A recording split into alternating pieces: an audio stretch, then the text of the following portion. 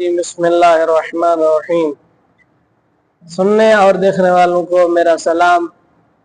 عزیزان محترم، جیسا کہ آپ کو معلوم ہے کہ ہم آخری سپارے قرآن مجید کی آخری صورتوں کا تعارف کرا رہے ہیں۔ آج ہم سورۃ المسد یعنی کہ سورہ لہب بھی اس کا نام ہے، اس کا تعارف کروائیں گے۔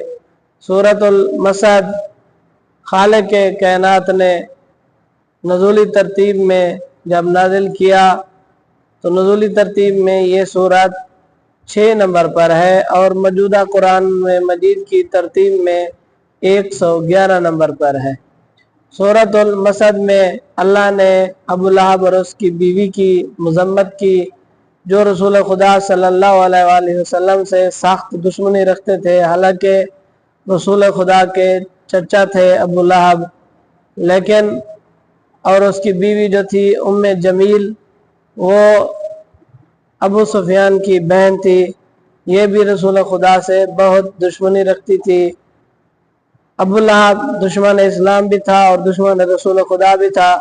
جہاں رسول خدا چلتے تھے جاتے تھے تبلیغ کے لیے، یہ وہاں پر جا کے مخالفت کرتا تھا، اور اس کی بیوی جو ہے رسول خدا کے راستے پر کانٹے بچھاتی تھی اور کوڑا کرکٹ پھینکتی تھی۔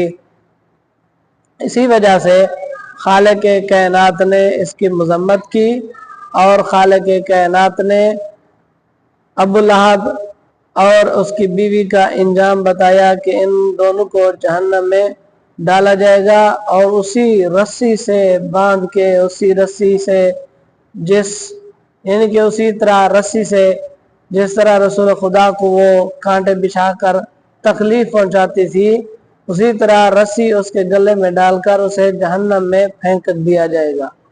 اور اس سورہ سے ہمیں ثابت یہ ہوتا ہے کہ جو دشمن رسول ہوتا ہے، وہ چاہے سکا چچا بھی کیوں نہ ہو، تو وہ رسول خدا کا دشمن ہے اور خدا کا بھی دشمن ہے۔ خداوند متعال اس کی مذمت کرتا ہے۔ یہاں پر رشتہ داری کی کوئی گنجائش نہیں، یہاں پر کردار اور عمل کی ضرورت ہے۔ لہذا ابو جہل اور ابو لہب حالانکہ رسول خدا کے رشتہ دار تھے، لیکن اللہ تعالیٰ نے ان کی مذمت کی۔ بالخصوص اس سورہ میں ابو لہب کی مذمت کر کے بتا دیا کہ جو رسول خدا کا دشمن ہے اس کا انجام جہنم ہے۔ اور اس سورت کو پڑھنے کے فائدے 2 ہیں۔ پہلا فائدہ یہ ہے کہ جو یہ سورت پڑھے گا اس کو وہاں پر نہیں ڈالا جائے گا جہاں پر ابو لہب اور اس کی بیوی ہوں گی، یعنی کہ جہنم میں۔